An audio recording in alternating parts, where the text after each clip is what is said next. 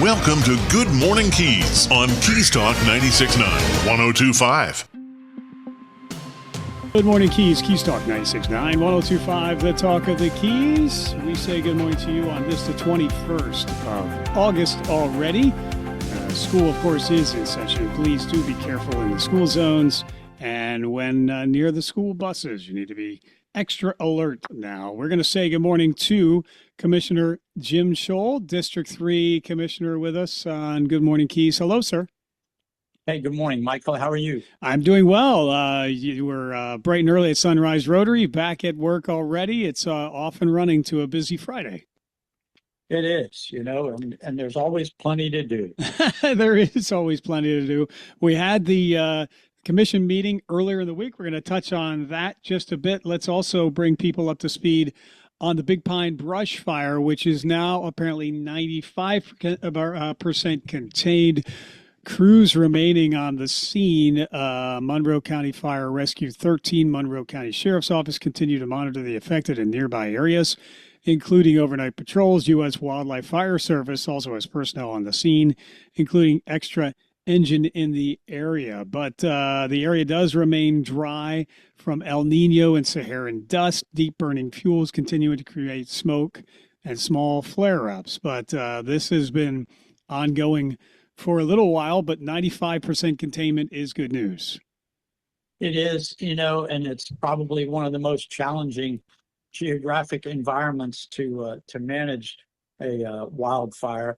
And I think the team has done very good. It's actually in the National Wildlife Refuge there. Mm-hmm. So it's the U.S. Fish and Wildlife Service responsibility, and they have their firefighters on the scene. And of course, Monroe County's been there as well. But the challenge is, a lot of that is a swampy area in there in the it's all uninhabited where the fire broke out, and it's been very difficult because you can't get any kind of firefighting apparatus in there just because of the nature of the land there, because it's all saltwater marsh, a lot of it anyway, and very little upland. So it made it tough. And for the firefighters, there's a lot of poison wood in there and things. So a lot of them have had to been treated for that exposure. So probably a very, very difficult place to try to fight a fire. Yes, it is. Well, again, 95% containment. That is good news. Pleased to provide that update. So we did have a busy county commission meeting on Wednesday. We can talk about that a little bit. We spoke with Commissioner Cates yesterday, but this is a big issue. It's been in the news a lot. Amendment 3, if it passes, there was a lot of angst and concern as to what that could do to revenue sources and funding and services ultimately in Monroe County. We had a pretty extensive update from Monroe County property appraiser Scott Russell make that on Wednesday, provided refined property tax projections to the Board of County Commissioners. There's a lot of detail in this topic, but as I understand it, there still will potentially be an impact of maybe around $12 million shortfall if Amendment 3 passes. That would be affecting our county. However, is not as significant as was once thought and projected to be endured by the county. That is due to the property appraisal office and providing revised, updated, and increased property value numbers. Do I have that right? Yes, and Scott and his team, they did a very, very thorough analysis of the numbers. The state had projected numbers quite some time ago after the legislative session had closed about the impacts for each of the individual counties, all 67 counties here in the state of Florida. Mm-hmm. And they were using some conservative estimates on potential property value increases and the percentage of homesteaded properties versus non-homesteaded, and commercial properties and vacant properties, and those numbers they had. And of course, in Monroe County, we're always unique, no matter what subject we're talking about. But in Monroe County, Our property values obviously are very high compared to anywhere else in the state of Florida as far as individual residences. And our property values increase at a rate that's been higher than most of the rest of the state of Florida over the last decade. So if the amendment passes, and we only have right at 20% of the residential property tax base is homesteaded. So that leaves 80% basically that's not homesteaded. Yes. And it's really the property tax amendment is focused on homesteaded properties. So the impact will be less in Monroe County than any other county should this amendment pass. But it won't be what a lot of people expect is that they won't have to pay any taxes if their property is homesteaded, but really it's only the county portion of the tax that you have, and the largest portion of everybody's property tax ad valorem property tax rate you get is for schools, and that is unaffected. And there's other services that we have to provide. A lot of it's state mandated, and those things have to be funded. But again, we will do what we have to do to accommodate the change should the voters decide to approve it. Now, the 80% of properties that aren't homesteaded, whether they're commercial properties, second homes, whatever, those non-homesteaded properties used to have a maximum increase rate of 10% a year. Well, that will be reduced to 5%, but we've never really had to do that. So if we have to make up a differential, it could impact those non-homesteaded properties and businesses and vacant properties and things like that. So, so the bottom line of all of it is, regardless of whether we see that amendment pass or not, Monroe County should be able to continue to provide the appropriate level of service that our residents obviously deserve and expect with regard to law enforcement, firefighting, emergency medical services. You know, those core functions, we should be able to maintain them at the same level. I mean, you know, the worst case scenario would be if the amendment passes and there isn't the sufficient revenue stream created to maintain the level of service, we would have to shut down some services, like close some of the government offices potentially and consolidate them. And again, worst case scenario would be to shut down a fire station or to up and down the Keys and consolidate them.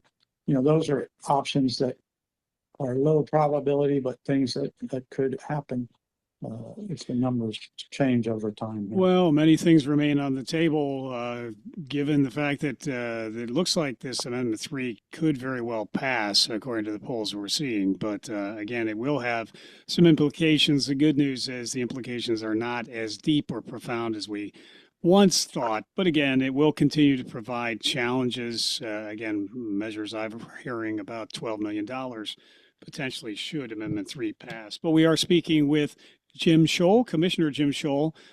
He is Commissioner of District 3, Monroe County, former mayor, not mayor. Well, I just made you the mayor of the city of Key West. I don't know if you want that or not, but he was city manager twice, also commanding officer, Naval Air Station, Key West, 2003 to 2006. And again, we always appreciate spending time with the commissioner and tapping into his wealth of knowledge, experience, and expertise.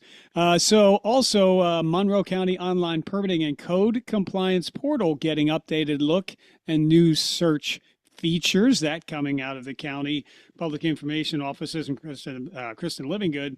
But also apparently there will be some adjustments that are pretty much long overdue to planning and building rates for those in the county. Yes, the staff worked very hard. They had a very detailed matrix they put together.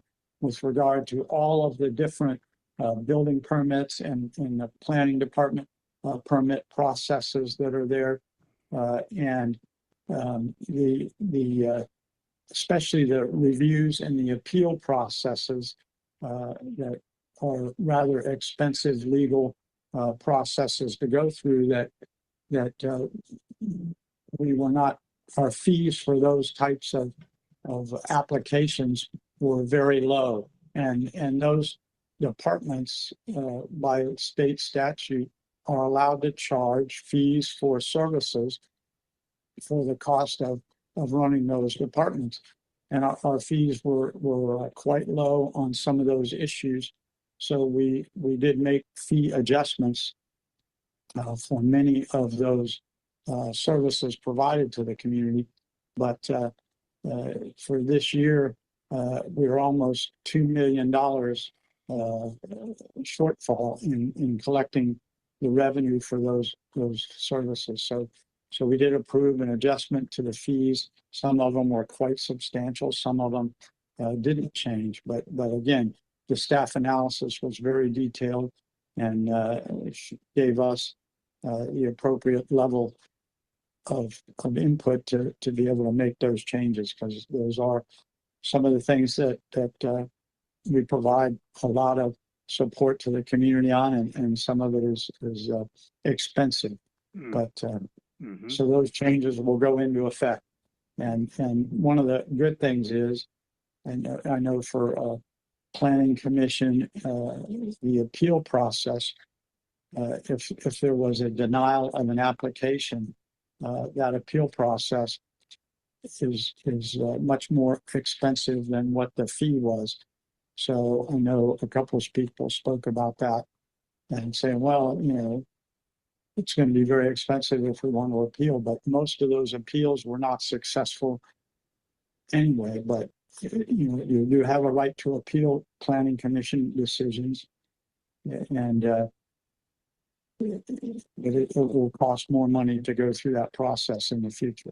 Yeah, well, the cost of everything is on the rise, and it's necessary every once in a while to raise the fees for services provided. So thank you for that update, Commissioner. Also, speaking of buildings, the Key West International Airport receiving the Florida Airports Council Sustainability Award. Board of County Commissioners recognizing Key West International Airport for receiving the Florida Airports Council Benjamin J.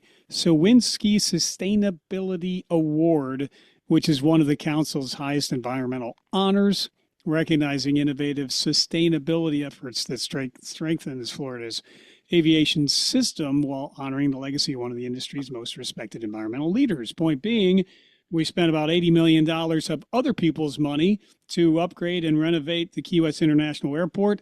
It's a beautiful facility, one of which we can be very proud of. And now it's getting recognition as being very sustainable as well. So congratulations on that award to Key West International Airport. Yes, that was an amazing contract and upgrade. And the really amazing part, you already mentioned, the environmental stewardship with all of it. But the fact that we were able to do that major renovation to the entire concourse, the arrival and departure, and soon the whole baggage claim area will be completed. But we did all of that without reducing the level of service to the airlines, and that was quite a challenge, safety wise, most importantly, and still be able to do that and produce this brand new concourse, which is amazing, and do it with very conscious effort to protect the environment. And we did have to do some environmental mitigation, and all that's been done, again, in accordance with the environmental laws and regulations. So Richard Strickland and his team have done an amazing job, and looking forward to having the final piece of that puzzle completed here in the very near future. Yes, Commissioner Jim Scholl, he's Commissioner District 3 on Good Morning Keys. And sir, you're providing a lot of easy segues for me because you were talking about amazing individuals like Richard Strickland. We also would like to recognize another amazing individual and a friend. It's Information Technology Senior Coordinator of TV Multimedia. That's Jathan Williams. I had the pleasure of working with him again on election night at the Harvey Government Center. You were there, and Jathan was busy trying to make you and I both look good on TV that night. He always makes you look good during the meetings as well. He's been recognized. You brought him up as a nominee for Monroe County's Employee of the Second Quarter 2026, which he has been awarded for his professionalism, positive attitude, and behind-the-scenes support of public meetings throughout the Florida Keys. Jathan is a great guy, very gifted and talented. He heralds, I think, originally from Central New York, from where I was educated originally as well, but well-deserved recognition for MCTV's Jathan Williams. Yeah, he's one of a kind. He is an amazing gentleman and just so professional.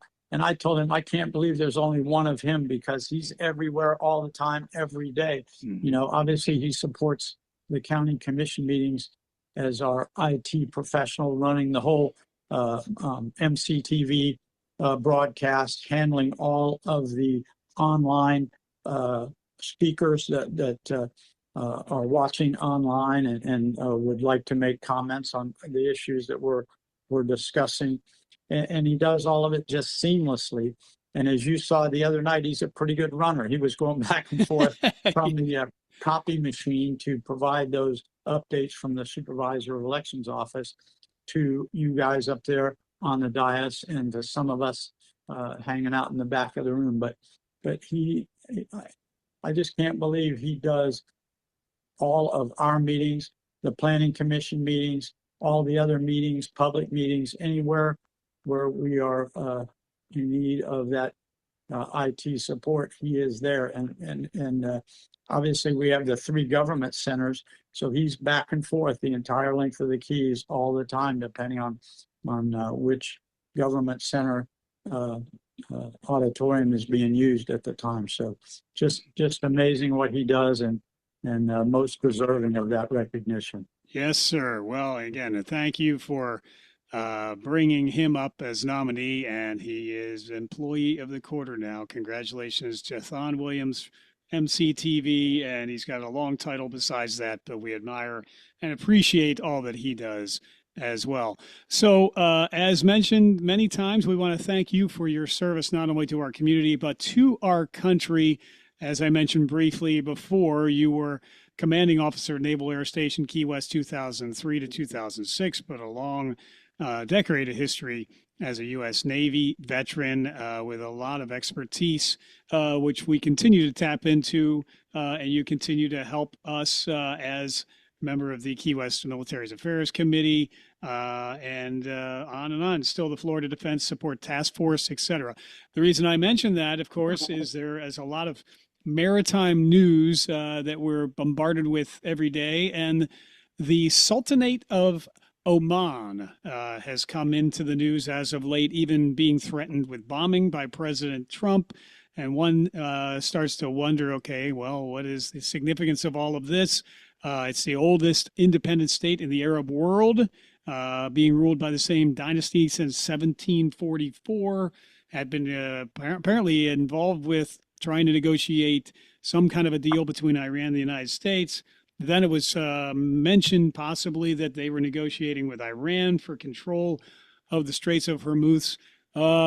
You have experience in that part of the world, sir, and on a military level as well. Maybe you can help us understand, where does Oman fit into all this, and what is the significance of what we're seeing? Are they truly an ally of the United States, or does it appear they're more an ally of Iran?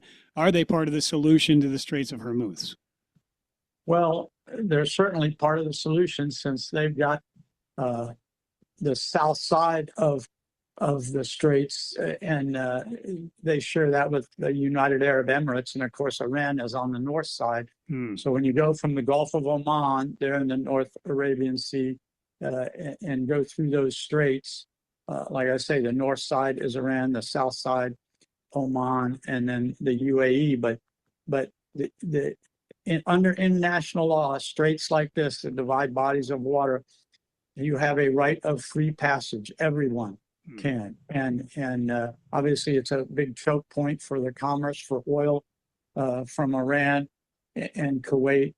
And so lots of oil tankers through there every day, along with other cargo ships and commercial ships.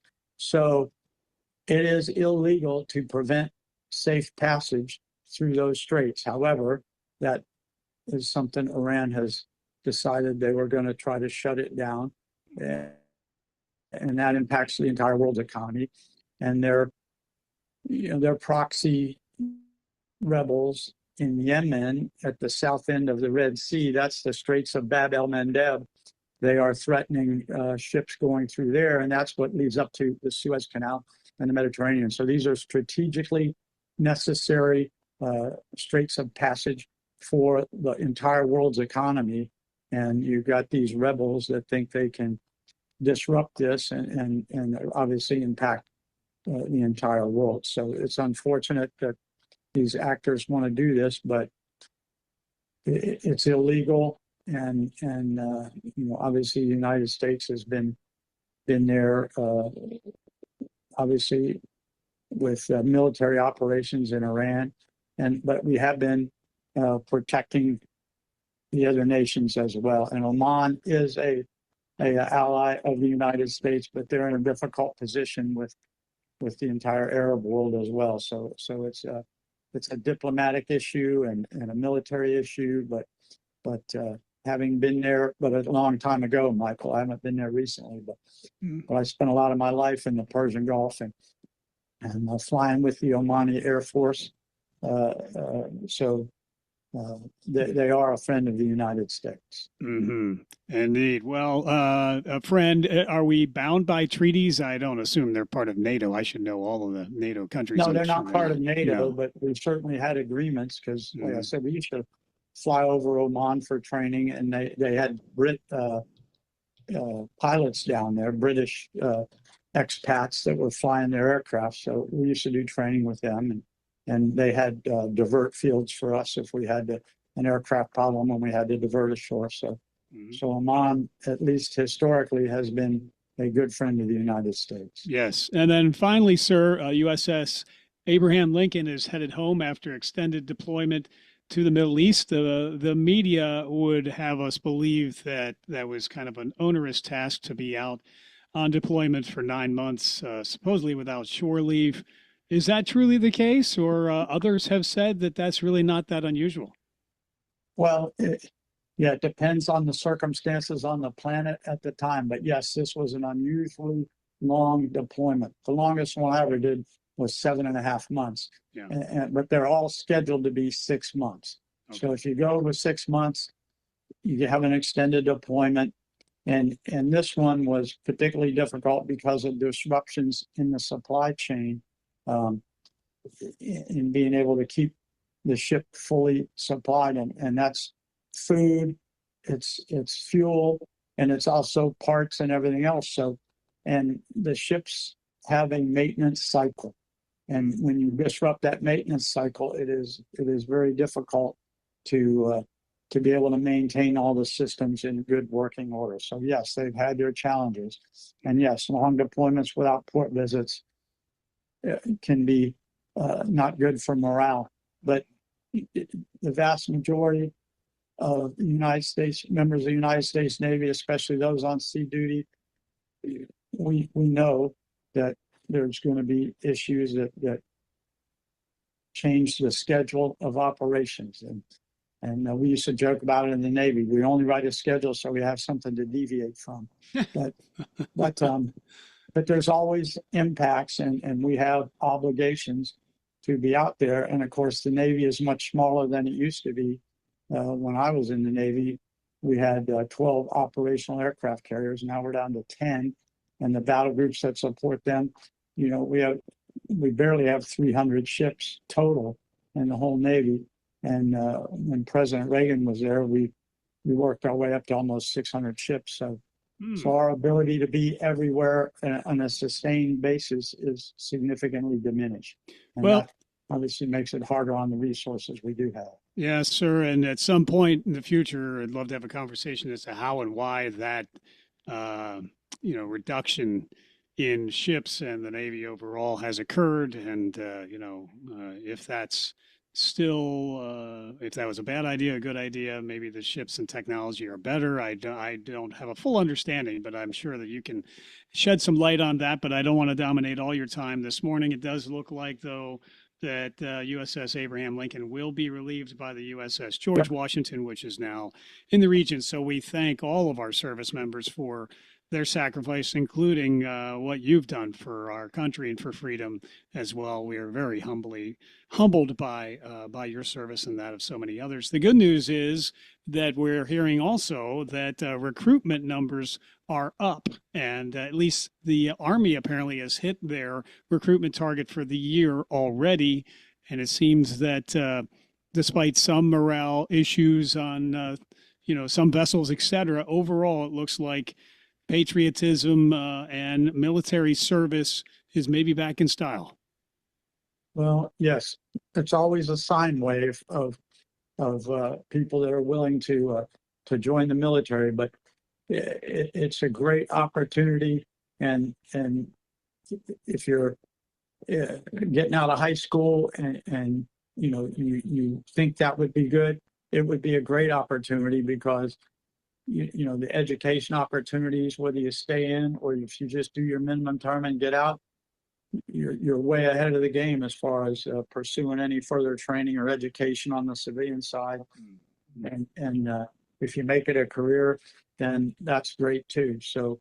But right there in the Constitution and everything, the number one thing we said is provide for the common defense. So our government needs a military to protect the nation against all enemies, and we need good patriotic Americans that want to be in the military.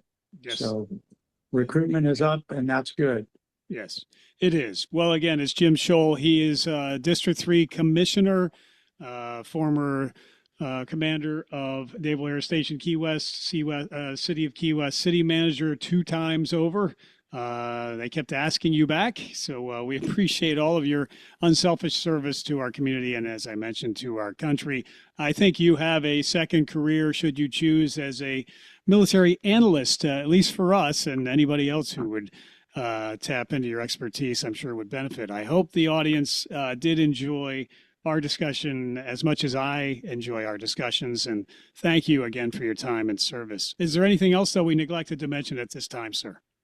No, Michael, I think we covered a wide range of subjects. I appreciate it. Thank you so much. We did. I meandered a bit, but a lot of fascinating topics to hit upon, especially given your background and expertise. Thank you, sir. Have a wonderful day. We'll talk soon. Thanks, Michael. Take care. Bye now. Commissioner Jim Scholl with us on Good Morning Keys. Moving right along. It's 8:39. We're going to be on our way to a really nice looking weekend. 85 degrees currently. 91 will be your high. Partly sunny skies. That's much the case. Actually, sunny skies for Saturday and Sunday with no mention of rain. This is Keys Talk 96.9, 102.5. The Talk of the Keys. Back in a moment. If you're on vacation to relax and have fun, we have an app for that. The Greenhouse carries products that can help you reconnect with your inner child, dance with confidence, reduce stress, and we have others that'll help you relax with a good night's sleep. Whether you're a cannabis connoisseur or just canna-curious, our team of highly trained bud tenders are here to help you reach all your vacation goals.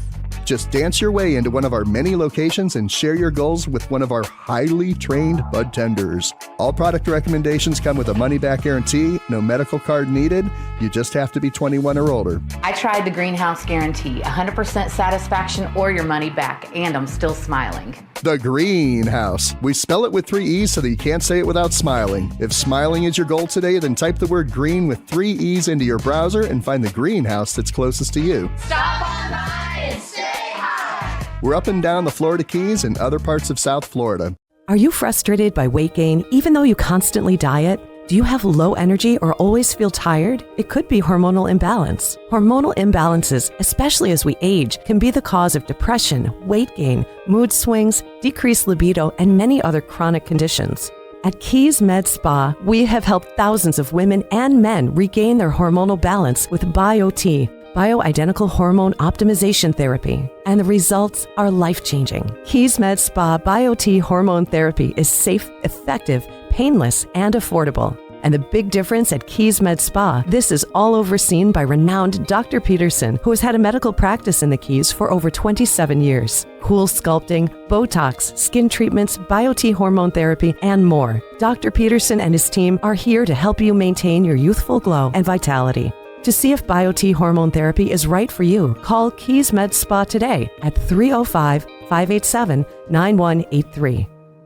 Get ready to laugh out loud with the Greenhouse Giggles. Brought to you by the Greenhouse Dispensaries of Florida. Monday through Friday, it's a hand-picked lineup of timeless TV comedy that guarantees smiles, chuckles, and full-on giggles. Each episode features legendary performers like Red Skelton, Bob Hope, The Three Stooges, Betty White, George Burns, Milton Berle, Dick Van Dyke, and so many more. So catch the giggles for Greenhouse Giggles, weekdays 4 p.m. and 8 p.m. Sponsored by the Greenhouse, here on Keys Living TV.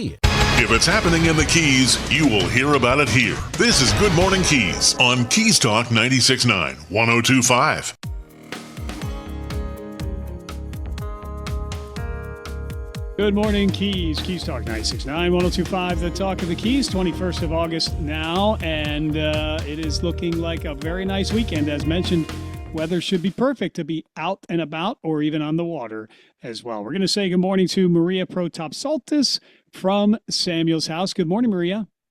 Good morning, Michael. Hi. You know what? I'm coming to your house for pizza. I hear you make a mean pizza now. Anytime. Thank you. Yes, you had an authentic pizza making class overseas. So yes, you are now the go-to for pizza, among other things. So that's awesome. Well, let's talk about Samuel's house, though, and get off the food topic for a moment, where hope finds a home. And speaking of homes, shelter, stability, support for women with children, and intact families across the Florida Keys. So let's do a recap overview of Samuel's house so that people do fully understand truly what you do as an organization, the impact you have also on our community. Yes, thank you, Michael. And that's especially why we appreciate the time with you, that we get to talk to people and share what it is that we actually do. Yes. So Samuel's House opened its doors October 1st, 1999, with the start of its first building, the Mary Spotswood's Women's Center. And here we provide emergency shelter and supportive services for women and women with children. We've since added 2 other buildings, actually now 3. I'll circle back to that in a moment. In our second facility, we also provide services to women and women with children. That's Kathy's Hope. And in our third facility, we provide services to men with children and intact families. So that could be a full family, or there are men out there with their children too. So that's actually why we even continue to expand today. At the completion of AH's renovation project, which we love our community partners and we're so grateful for that project, we really are, and we're excited for it. We will have a 4th building where we will help. We're deciding, but it will be our transitional facility for women and women with children, and we're going to name it after my dear friend and classmate who we lost this year, Tanya Lito. So the big exciting things. What it is that I really wanted to share with the public, just, this is, how do you say it? It says, so when someone donates to Samuel's House, I want to let our donors know that these dollars are working right here in our community. They help keep a roof over someone's head, provide meals and basic necessities. We also provide supportive case management to them, means help them sign up for other services if they qualify, help them revise their resume, help them find a job. So we do a lot, to help get them stabilized, because that's the most important step in order to end the pattern of homelessness. We basically help families move from crisis towards stability and permanent housing. So that's really what I wanted to, sometimes we talk about homelessness and statistics, but every number represents a real person. A mother trying to keep her children safe, a woman rebuilding after a crisis, or a family that simply needs somewhere safe to land while they get back on their feet. And that's why I'm here, reminding everyone you can go to our website, which is www.samuelshouse.org, and there's a button right on the top that says make your donation here. And this is especially why every donation matters. Whether someone gives $10, $25, $100, or more, collectively, those gifts allow us to continue providing that safety net right here in Key West. Yes. Well, these are real families, real community members, real individuals who are benefiting from Samuel's House, without whom they would really have even more of a hard time and may not make it in some cases in our community. But again, providing resident housing for intact families, as well as single mothers that need assistance, and for single men with families as well. And there are so many individuals over the years who have benefited directly, whether it's specific individuals who found themselves in the midst of domestic abuse and financial hardship, working multiple jobs, trying to care for her daughter. That's one case study. And with rental assistance and deeply supportive case management, this individual got back on her feet and have now a healthy, independent life for herself and her daughter. Another case whereby a woman 39 years pregnant, released from prison, arrived at Samuel's House, found safe housing, recovery support, comprehensive case management, and today she is a stable, sober, working individual in our community, raising her daughter with supportive, nurturing community. And those types of stories go on and on and on, and they're made possible only by the community support through donations of time and talent and resources to Samuel's House. Absolutely. Absolutely. We're putting together those testimonials, and there's more, and so many more, and so much more than that. But thank you for sharing that, because that's actually exactly what we do. Yep. These are people that we know and we love, our neighbors, our friends, my classmates. These are people that, I've watched a lot of different things transpire over the years that can cause homelessness. Either someone's living in a home and they're told, hey, the landlord is going to, or the owner is selling the property, so you have to get out, in 10 days. Mm-hmm. Boom. That's, someone's working, doing great, providing, and then they experience an injury, however that may occur, but that throws everything off. So it can be one catastrophic thing.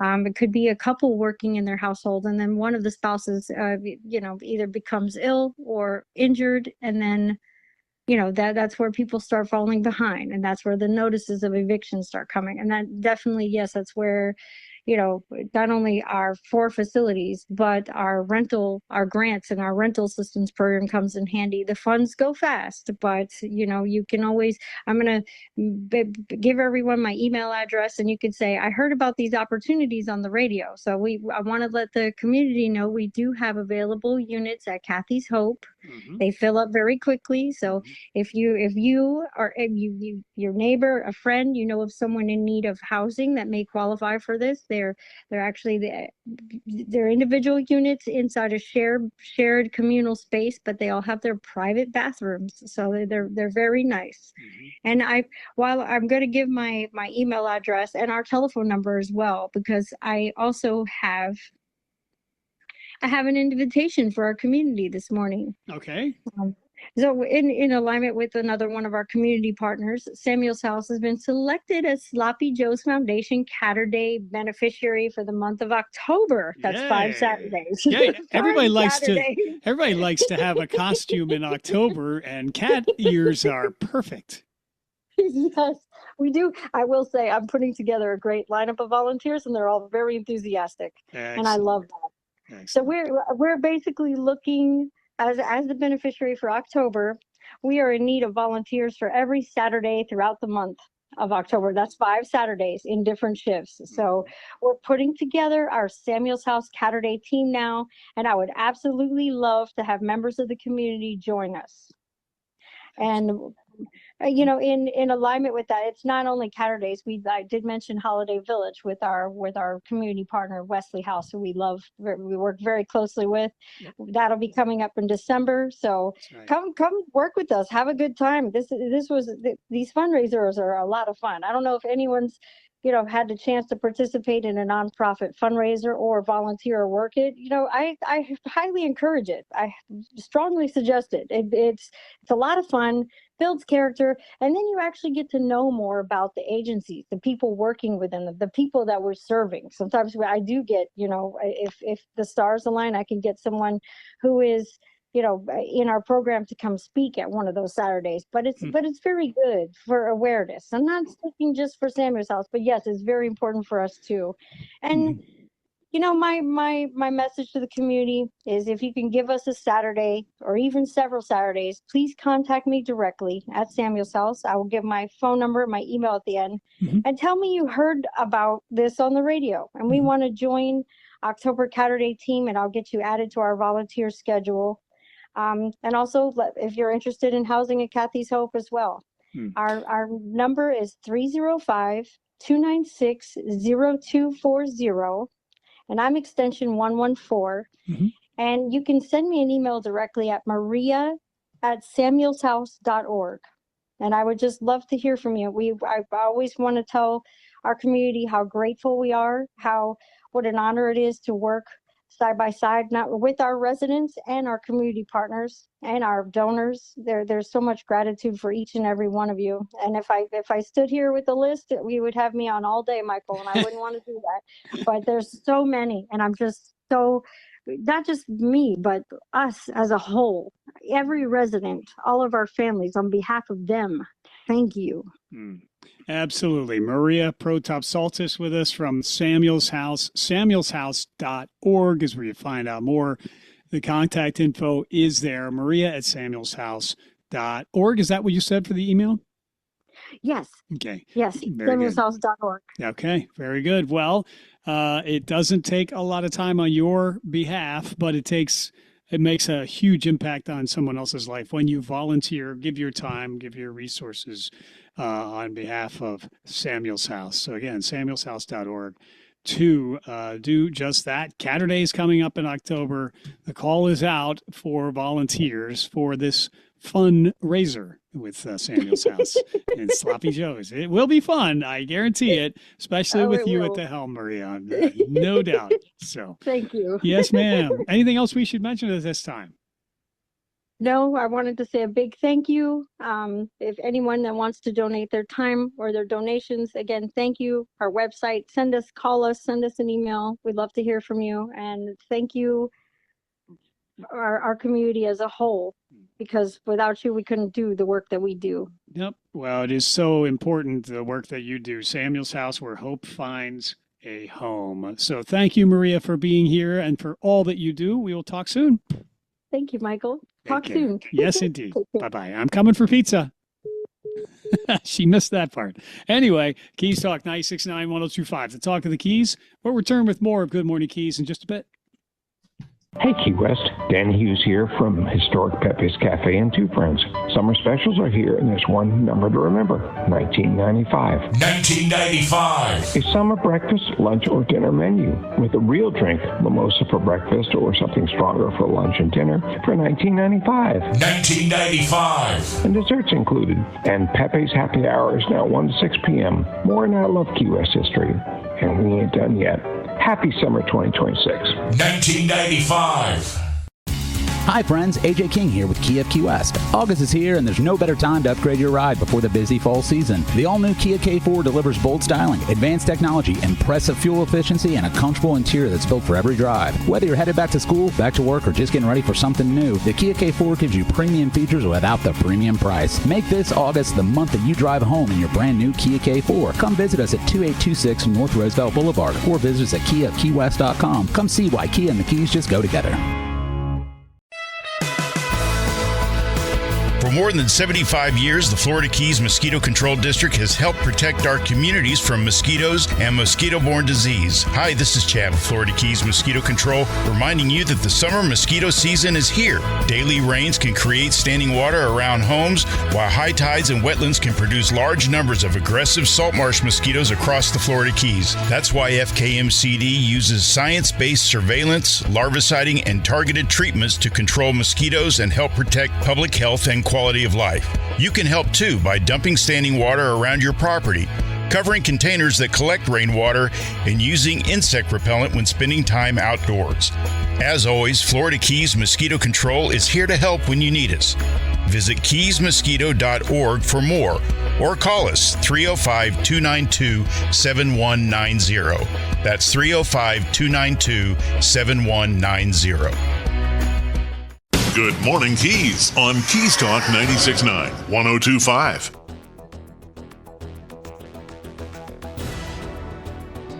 Keys Talk 96.9, 102.5. The Talk of the Keys going to be another warm weekend. It's been almost record-breaking temperatures here in the Florida Keys, as we're going to hit about 92 at least here over the weekend, and no mention of rain. So that's going to add to the heat factor as well. We're going to say good morning to Pete Suarez. He's with the American Red Cross of Miami, South Florida. Good morning to you, Pete. How are you, sir?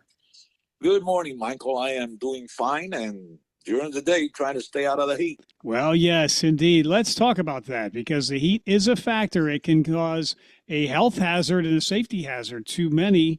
So you've got some extreme heat safety tips to bestow upon us. If you could bring us up to speed there. Well, as far as tips are concerned, what we mostly need to do is drink plenty of liquids, and stay hydrated. Use sunblock. Use wear light colored clothing, and slow down. Slow down a bit. Postpone outdoor activities if they're going to happen during the day. And but I gotta have one big however to the drink plenty of liquids. Actually, liquids that contain caffeine and or alcohol are not really recommended. They tend to dehydrate you. So those are some of the things that we need to keep in mind, because heat-related illnesses like heat stroke or like just heat exhaustion, they creep up on you. And before you know it, you're in trouble. Yes, indeed. Well, and that's a good point. Caffeinated and alcoholic beverages do the opposite, really, of hydrating you. Some would recommend up to 64 ounces of water on a daily basis, but it is very important to stay hydrated and to stay out of the height of the heat of the day, which of course is the middle part of the day. Heat exhaustion, by the way, your body overheats, and symptoms may include heavy sweating and rapid pulse, one of 3 heat-related illnesses, but then it can lead to heat stroke, which there's confusion and disorientation, and in some cases inability to speak or function. So again, those are all things to keep in mind. If you're starting to see signs of heat exhaustion, you really need to get yourself to a cooler place and get a lot of liquids, etc. But it can come upon you pretty fast. It can. I actually was in a situation a couple of weeks ago when I got a little woozy, and I had to sit down and make sure that I was hydrated and take it easy for a while. It can creep up on you. That's the bad thing about it. Before you know it, you're in trouble. So if you suspect that you are being the victim of heat stroke, first thing you do is call 911. And the next thing you do is you try and get some cold towels on you, on your head, or back of your neck, around you, or in some extreme cases, it is recommended that people actually submerge them in cold water up to their neck. So that's in extreme cases, but first step is call 911 and seek help. Yes. Another recommendation that I have, and that's a very important recommendation, as my favorite one, is to go to redcross.org/volunteer and come and join us. Help yourself by helping others. And you're going to learn a lot about stuff, not just hurricanes, but heat stroke and, all the heat-related problems. Yeah, well, the Red Cross has their training classes. You can take a variety of classes, CPR, first aid, and the like. Heat stroke will make mention, too, of the fact that one of the symptoms can be that you have dry skin, and that's when the sweating has it's moved beyond just a sweating situation, headache, and the like. So again, these are all serious concerns with the type of weather we get here. Pete Suarez, he's with the American Red Cross of Miami and South Florida. Keys Talk 96.9, 102.5, the Talk of the Keys. And Pete, you've served as many times on your disaster action team for the Red Cross, working in shelters and the like, and I'm sure you've seen a lot of different instances where people really are in need of some medical attention. Well, at shelters, usually we have a nurse at the shelters, but in large shelters, there's also usually a detachment from the local fire rescue department. So 911 is right there. These are real big emergencies. But the problem with emergencies is that they creep up on you, and you have to be ready. You have to prepare. You have to think ahead of time, just like you do with hurricanes or whatever kind of, floods, whatever. And heat emergencies are no different. There are little things that some people do that are, you don't think about it. But for example, leaving someone in an automobile, that can create a lot of problems. Whether it's a baby or a younger person, whether it's a pet, it could be a problem, and it can become ill to the point of death, really. Yes. Well, Pete Suarez with us from the American Red Cross South Florida region in Miami on Good Morning Keys. And you talked about preparedness and thinking ahead. And, disaster relief happens only if we have the volunteers to help us provide that disaster relief through the American Red Cross. You can learn more at how you can become a shelter hero in your area, like Pete Suarez is, because volunteers carry out about 90% of the humanitarian work of the Red Cross. So you can find out more by going redcross.org. It only happens if we have volunteers who are willing to step out. You can be the calm in the storm as a shelter hero. You can also be on the disaster response team, like disaster action team, like Pete also does. It just takes a few hours of training to be a disaster relief volunteer through the American Red Cross. A great way to give back. So we also have classes in swimming. Oh, yes. Keeps you cool. If you go swimming, you stay cool. Lifeguarding and water safety classes. We even have babysitting and childcare classes, and also CPR, first aid, and basic life support. All this information you can find at redcross.org.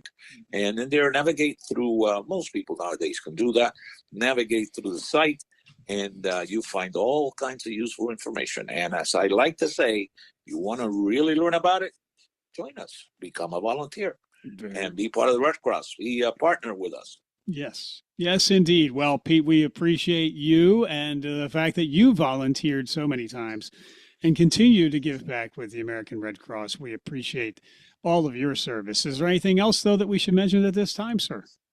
Stay cool. That's all I can say. Stay cool and be thankful that the tropics are kind of quiet. Good point. Yes, indeed. Well, thank you. But American Red Cross is ready if that were to change. So thank you for that. Thank you, Michael. Yes, sir. Have a wonderful day. Pete Suarez with us with the American Red Cross South Florida region, Greater Miami and South Florida on Keys Talk 96.9, 102.5. The Talk of the Keys. Well, lots happening in our world, that's for sure. We're going to bring you breaking news as soon as it happens. Always standing ready to provide that for you here on Keys Talk 96.9, 102.5, the Talk of the Keys. Also, commentary and insight from Glenn Beck and the Glenn Beck Show coming up momentarily. Clay and Buck at noon. Sean Hannity at 3 o'clock. At 5 o'clock, Drew Steele bringing you everything from Florida and Florida's Voice. 6 o'clock, Mark Levin, the great one. 9 o'clock, Jesse Kelly, Coast to Coast AM overnight. AUC with Dr. B coming to you live tomorrow morning at 9 a.m. as well. It's all here to keep you engaged and informed here on Keys Talk 96.9, 102.5, the Talk of the Keys. Thank you so much for listening and have a great weekend.